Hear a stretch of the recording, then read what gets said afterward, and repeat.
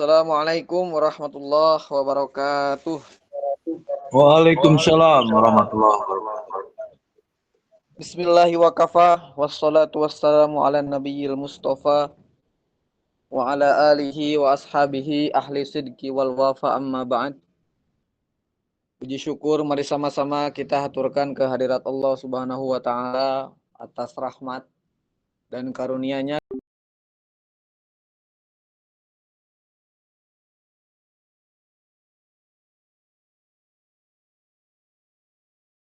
malam hari ini. Salawat beserta salam juga semoga selamanya selalu terlimpah curah kepada kekasih Allah, yakni Nabi besar Muhammad sallallahu alaihi wasallam.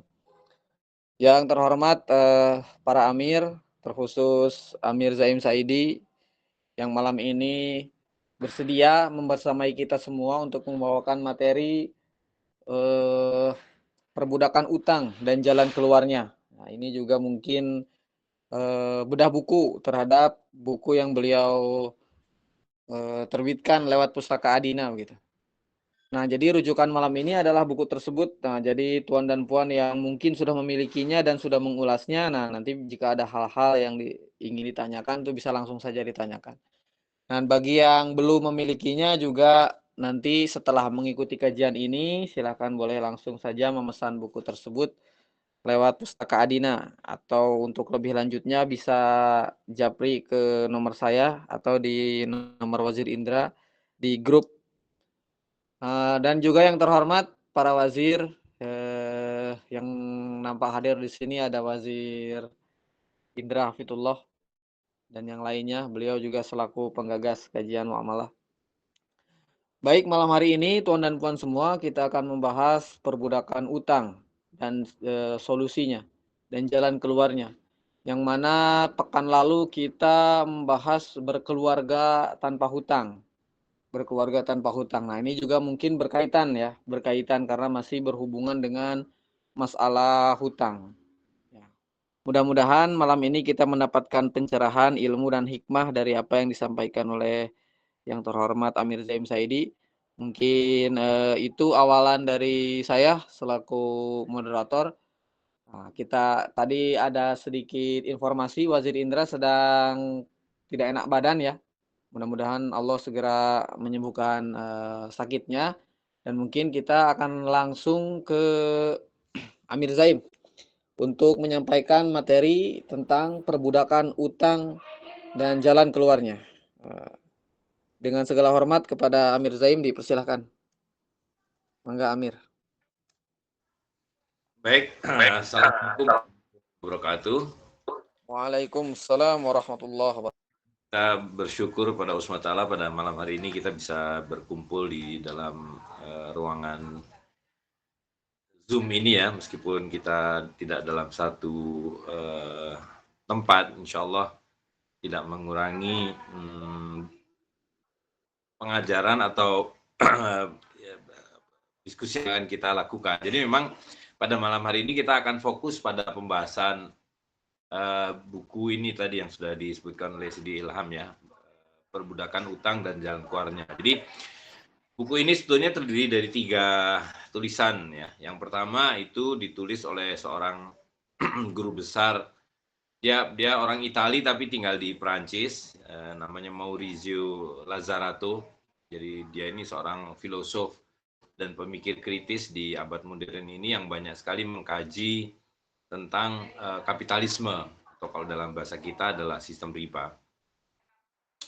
Dan yang kedua adalah beberapa tulisan ya, satu rangkaian tulisan oleh Syekh Abdul Qadir As-Sufi yang judul aslinya itu adalah The Collapse of the Monetarist Society. Jadi kolapsnya kaum rentenir lah. Lalu yang bagian ketiga saya lengkapi dengan satu tulisan yang lebih praktis sifatnya, yang memberikan solusi mengenai persoalan yang disampaikan oleh dua pemikir Eropa ini. Dan yang salah satu hal yang menarik adalah bahwa meskipun kedua orang pemikir ini belum pernah saya lihat ada kaitannya, ada hubungannya, tetapi dua-duanya sangat memperhatikan seorang pemikir yang sama dari Jerman, yaitu Nietzsche. Ya, jadi Nietzsche adalah orang yang boleh dikatakan sebagai filosof terakhir di abad modern ini, yang kita tahu dalam satu pernyataannya Tuhan telah mati ya. Jadi dia mengatakan bahwa manusia modern itulah yang telah membunuh Tuhan. Dan ketika Tuhan dibunuh, maka semua yang diharamkan akan menjadi dihalalkan, semua yang dilarang akan diizinkan. Nah, itulah sebetulnya sosok manusia modern yang hari ini kita lihat, di mana modernisme yang bermula dari barat itu kemudian juga diikuti oleh timur, yang sudah diindikasikan sejak awal oleh Rasulullah SAW bahwa umat muslim ini ya akan mengikuti jejak para pendahulunya, setapak demi setapak, selangkah demi selangkah, untuk memasuki liang lahat yang sama. Dan kalau kita lihat di dalam zaman modern ini, satu kesamaan liang lahat yang ditempuh oleh para ahli kitab itu, kaum Yahudi, Nasrani, dan yang kemudian diikuti kaum muslimin, dalam satu satu modus yang sama adalah penghalalan riba, gitu ya. Yang itulah yang menjadi modus kehidupan modern ini, di mana riba itu bukan saja dihalalkan, tapi diharuskan. Gitu. Jadi kehidupan ini seolah tidak berlangsung apabila tanpa riba, dan itu diwujudkan oleh satu institusi yang kita sebut sebagai negara melalui utang publik. Gitu. Nah, Profesor Maurizio dalam tulisan yang diterjemahkan ini, jadi ini berasal dari satu buku sebetulnya, yang judulnya adalah Governing by Debt. Jadi bagaimana pengendalian dilakukan melalui utang. Nah, itu terdiri dari beberapa artikel. Salah satu artikelnya adalah studi kasus tentang student loan. Jadi tentang kredit mahasiswa di Amerika. Gitu. Nah, ini menarik sekali karena dia mengatakan bahwa apa yang terjadi di kampus itu adalah serupa dengan apa yang terjadi di masyarakat umumnya. Gitu. Dan dia menemukan lebih dari 70% mahasiswa di Amerika itu terjebak dalam hutang, gitu ya. Jadi membiayai kuliahnya itu harus hanya melalui hutang, karena kalau tidak maka dia tidak akan mampu. Jadi ada beasiswa tidak seberapa banyak, dan kemudian kita tahu bahwa di dalam sistem kapitalisme yang sudah lanjut, sistem riba yang sudah merajalela itu, semua bentuk subsidi pemerintah terhadap layanan sosial itu dicabut. Apakah itu layanan kesehatan, apakah itu layanan pendidikan, apakah layanan sosial yang lain itu dicabut, sehingga pembiayaan itu dibebankan kepada masyarakat sendiri. Nah, itu kita lihat juga di Indonesia sedang terjadi. Bagaimana uang kuliah itu menjadi begitu mahalnya dan tidak terjangkau sekarang ini. Ya, dan bukan hanya itu, beberapa orang rektor sudah mengatakan bahwa ya kita punya solusinya, yaitu pinjol. Nah, ini lebih gila lagi, bukan sekedar hutang biasa, tapi yang ditawarkan adalah pinjol. Ya kan, yang kita tahu itu sebetulnya adalah rentenir. Dan beberapa bahkan bukan hanya sudah mengusulkan, tapi sudah bekerja sama, sudah menyediakan beberapa perusahaan pinjol untuk memberikan kredit mahasiswa. Jadi dengan kata lain, jebakan hutang itu sudah dilakukan secara ijon, kalau kita mau pakai istilah dalam dunia pertanian, ya kan.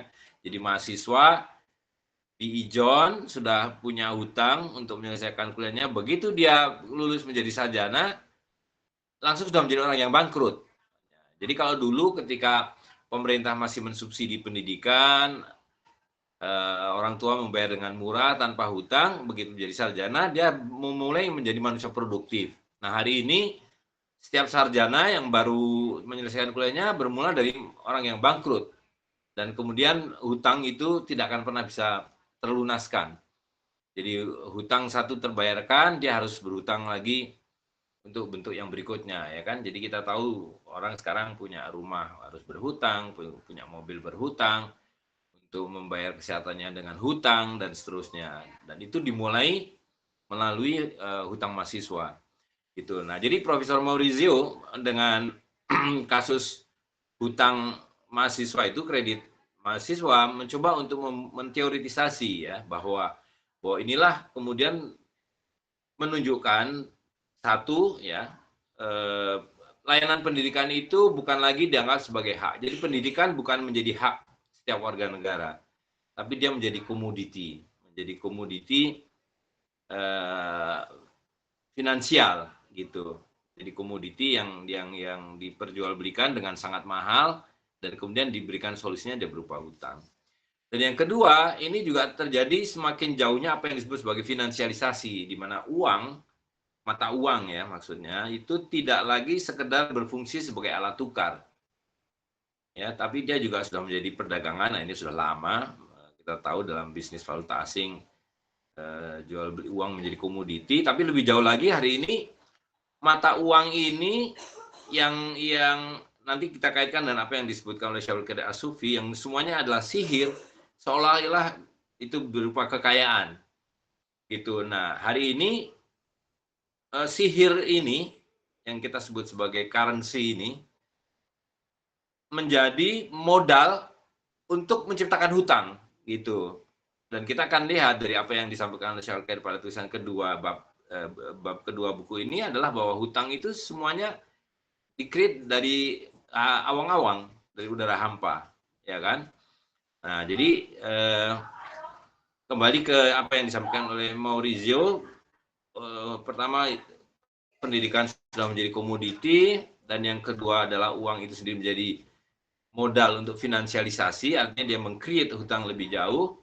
Dan yang ketiga adalah hutang itu menjadi tidak terlunaskan, gitu. Bisa dibayar, tapi begitu selesai dia akan terjebak oleh hutang lagi. Nah, jadi dia menggunakan teori antropologi yang dipakai oleh orang-orang yang membenarkan bahwa hutang itu memang pada akhirnya harus begitu, harus tidak terbayarkan, dari mengadopsi konsep tentang dosa bawaan, gitu ya. Jadi dosa itu dibawa, diwariskan dari generasi ke generasi, dan karena itu hutang pun dibuat menjadi hutang bawaan gitu. Nah, tapi Maurizio sebenarnya membantah bahwa secara antropologis di seluruh masyarakat kuno itu tidak ada konsepsi seperti itu gitu ya. Nah, jadi apa yang kita simpulkan dari pemaparan itu adalah bahwa hutang yang ini juga sudah lama disampaikan oleh Syarul Qadir As-Sufi bukan lagi menjadi problem personal, tapi dia menjadi problem sosial, ya kan? Gitu. Jadi kalaupun seseorang bisa melunaskan atau membayarkan hutangnya, maka tidak menyelesaikan persoalan apa-apa.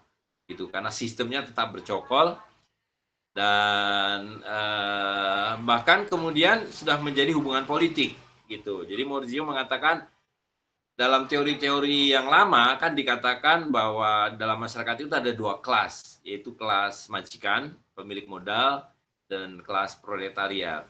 Nah, dia menunjukkan bahwa di zaman kapitalisme modern ini hubungan itu tidak lagi majikan dan proletar, tapi hubungan yang ada adalah hubungan kreditur yang sedikit jumlahnya, kreditur dan anak-anak kreditur yang sedikit jumlahnya dengan debitur yang merupakan mayoritas, gitu. Jadi hubungannya menjadi hubungan politik. Nah, di situ Profesor Maurizio mengatakan bahwa memang hutang itu kemudian menjadi tidak terlunaskan, akan menjadi selama-lamanya, dan jalan keluarnya adalah jalan politik gitu. Dalam arti dia mengatakan dengan sangat simpel ya bahwa kewajiban hutang itu tidak perlu dibayar gitu. Nah, jadi di sini kita melihat bahwa pemikir barat ini agak nihilistik ya, tidak punya jalan keluar, sehingga apa yang dia katakan adalah ya sudah, tidak usah dibayar, dikemplang saja gitu. Karena itu sudah bukan lagi persoalan yang sifatnya personal dan sudah menjadi bentuk perbudakan gitu. Nah, disitulah kita melihat perbedaannya dengan Syarul Qadir As-Sufi, di mana dia seorang ulama, seorang yang sudah barang tentu punya pemandu, yaitu Rasulullah SAW, punya Al-Quran, dan karena itu Syekh Qadir mengambil inspirasi dari Al-Quran, ya, tentang bagaimana seseorang yang terlibat dengan riba. Jadi pemakan riba, yang oleh Allah SWT disebutkan bahwa pada akhirnya orang-orang yang makan riba itu akan seperti orang-orang yang kesurupan setan, sakit jiwa karena kesurupan, ya, sakit jiwa karena kerasukan setan.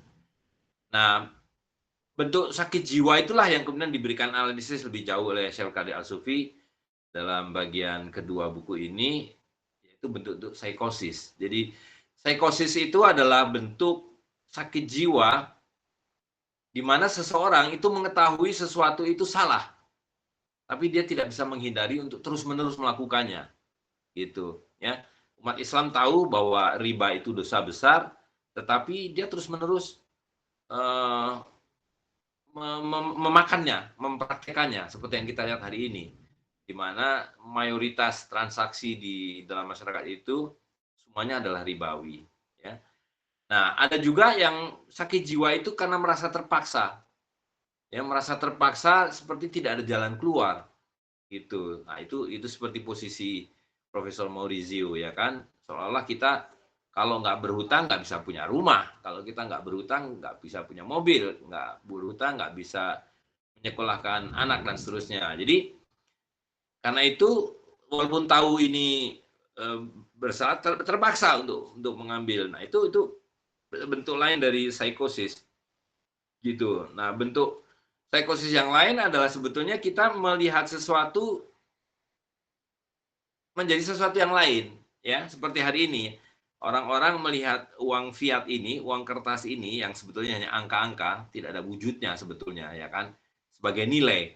Jadi selembar kertas rupiah itu kan representasi dari nilai, tapi sebetulnya tidak ada wujudnya, ya kan. Dan itu pun terus-menerus merosot karena tadi kalau dijelaskan dari mana datangnya uang fiat itu adalah dari hutang yang diciptakan dari udara hampa, gitu. Nah, jadi manusia modern ini melihat ilmu atau termakan oleh sihir ini. Nah, salah satu bentuk psikotik itu adalah kemakan sihir di mana melihat kertas ini seperti emas. Melihat uang fiat itu seperti seluruh harta real yang kita ketahui. Padahal itu semua adalah ilusi. Jadi orang bangun jam 5 pagi, berkejaran mengejar kereta bermacet-macet untuk mencari sesuatu yang ilusif, yang pada akhirnya ketika dia dapatkan nilainya sudah lebih rendah dari yang dia pikirkan, gitu ya. Jadi orang yang bergaji 5 juta dari tanggal 1 ketika gajian tanggal 30 itu nilainya sudah berubah. Bulan berikutnya sudah berubah lagi, sudah makin kecil dan sebagainya. Gitu. Nah, jadi bentuk-bentuk psikosis itulah yang ditunjukkan oleh Syekh Abdul Qadir As-Sufi sebagai sumber kenapa riba itu merajalela, gitu. Nah, tapi pertanyaan berikutnya kan, kenapa orang menjadi psikotik? Kenapa menjadi neurotik dan seperti kerasukan setan sakit jiwa itu?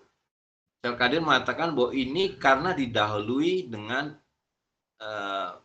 ya orang masih menyebutnya sebagai sekularisme, tapi sesungguhnya ada ateisme, yaitu rendahnya ketakwaan atau hilangnya tauhid, keyakinan pada Allah SWT, gitu. Nah, jadi psikosis itu datang karena orang tidak lagi bergantung kepada Allah SWT. Orang tidak lagi meyakini bahwa rezeki itu datang dari Allah SWT, sehingga dia menjadi gelisah. Dia gelisah, dan memang dibuat seperti itu karena tadi, bahwa harta yang dimiliki oleh masyarakat hari ini adalah terus-menerus merosot. Karena dia sebetulnya bukan harta, dia adalah ya sihir lah, ya kan. Nah, jadi disitulah akar masalah yang sebenarnya. Jadi karena itu berbeda dengan Maurizio, Syekh Qadir punya solusinya. Gitu. Satu adalah ketika kita mengetahui bahwa harta atau sistem yang berlaku ini adalah riba, karena Allah SWT memberikan kaidah yang jelas terhadap pelarangan riba, dan Rasulullah SAW kemudian memberikan guidance tentang bentuk-bentuk riba, maka kita tahu problemnya apa dan solusinya apa, gitu ya. Dan yang kedua adalah tadi, karena karena kemudian manusia ini dibuat psikosis, maka di dalam diri manusia itu sendiri juga harus ada penyembuhan, yaitu pada kolbunya. Karena yang menghilangkan tauhid dan membuat orang ateistik, meninggalkan Allah SWT, itu adalah karena hilangnya tauhid. Gitu. Dan yang kedua tadi, ketika kita tahu bahwa ini semuanya adalah sistem riba, maka kita harus memberikan antitesanya. Gitu. Dan antitesa riba itu dengan sangat jelas. Kalau kita merujuk pada Al-Quran, antitesa riba itu dua, yaitu sedekah, terutama khususnya adalah zakat, dan yang kedua adalah perdagangan. Ya kan? Wa halahul bai' wa harama riba. Allah menghalalkan perdagangan dan mengharamkan riba. Nah, disitulah sebetulnya panduan yang diberikan oleh Syekh Qadir kemudian adalah bagaimana kita harus mengembalikan rukun zakat dan perdagangan. Dan dua-duanya ini mensyaratkan, dan ini sekaligus sebagai antitesa dari sistem sihir uang kertas, yaitu kembalinya uang yang real, yaitu dinar emas dan dirham perak yang dilengkapi dengan fulus tembaga. Nah, tetapi seluruh konstruksi solusi yang diberikan oleh Syekh Qadir itu hanya bisa dijalankan. Nah, ini konsisten juga dengan apa yang dikatakan oleh Profesor Maurizio, bahwa hutang itu bukan lagi persoalan personal, tapi adalah persoalan sosial. Jadi masyarakat harus mengorganisir diri, khususnya umat Islam. Umat Islam punya guidance bahwa tidak ada Muslim kecuali berjamaah, dan tidak ada jamaah kecuali dia dipimpin oleh seorang amir, gitu ya. Nah, jadi lihat apa yang diajarkan oleh Syekh Qadir dalam banyak buku yang juga kita terbitkan, misalnya di dalam yang paling tipis itu Jalan Qadiriyah, ya. Di situ guideline dari Syekh Qadir clear bahwa umat Islam harus bermula dengan jamaah dipimpin oleh seorang amir. Kemudian amir ini menjalankan tugas-tugasnya. Yang pertama adalah supaya muamalah dan ibadah yang halal ini bisa berjalan, yaitu dia harus cetak atau mengotorisasi percetakan dinar dan dirham. Nah, ini satu topik tersendiri yang harus diajarkan juga. Umat Islam belum paham kenapa dinar dirham harus kembali, dan kenapa dinar dan dirham itu kembalinya harus didahului dengan kembalinya jamaah, yaitu amirat. Nah, disitulah kemudian saya tambahkan di bab ketiga dari buku perbudakan hutang dan solusi jalan keluarnya ini adalah tadi. Ya, saya menjelaskan mengenai bagaimana sebuah amirat bisa dibentuk, bagaimana seorang amir bisa ditunjuk, lalu apa tugas-tugas seorang amir terkait dengan dinar dan dirham, kemudian penarikan dan pembagian zakatnya, di mana kemudian mengharuskan dibentuknya baitul mal, dan kemudian diorganisirnya pasar-pasar, dan untuk itu harus ada wakaf-wakaf dan seterusnya. Jadi langkah-langkah konkret agar bukan hanya seseorang secara pribadi bisa keluar dari sistem perbudakan hutang ini, tapi seluruh masyarakat. Itu karena kalau solusinya itu personal, individual, bisa saja orang kemudian patungan misalnya membantu saudaranya menyelesaikan hutang, atau dia menjual aset menyelesaikan hutang, tapi tidak mengubah apa-apa. Itu seperti Syekh Qadir suka menggambarkannya seperti tenun, apa namanya tuh, kristik itu, yang orang rajut ya. Nah, seperti rajut. Baju yang dibuat dengan cara merajut, itu kalau ada rajut yang robek sedikit, ya tidak ada pengaruhnya terhadap rajutan keseluruhan, ya kan? Nanti dia akan ditembel sedikit, disambung sedikit, kembali lebih kuat bahkan gitu. Dan karena itu solusinya adalah harus komunal, jadi harus berjamaah, harus membentuk amirat-amirat, dan kemudian ada dinar dan sebagainya. Nah, jadi lihat, tanpa panduan tentang apa itu visi dan misi kembalinya dinar dan dirham, maka bisa kita lihat fenomena yang terjadi dalam beberapa tahun ini, ya, sejak pengenalan dinar dan dirham itu dilakukan, itu banyak sekali kemudian dinar dirham partikelir, dinar dirham abal-abal yang dibuat sekedar untuk mencari uang, gitu, untuk memperdagangkan koin yang tidak ada kaitannya dengan masalah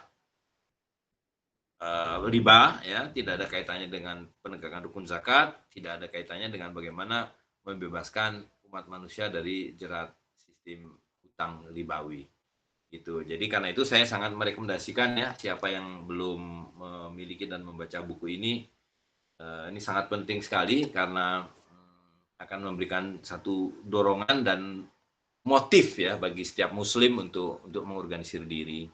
Saya kira demikian Sidi Ilham, pengantar topik kita malam hari ini. Barangkali bisa dilanjutkan dengan diskusi dan tanya jawab. Terima kasih. Assalamualaikum warahmatullahi wabarakatuh.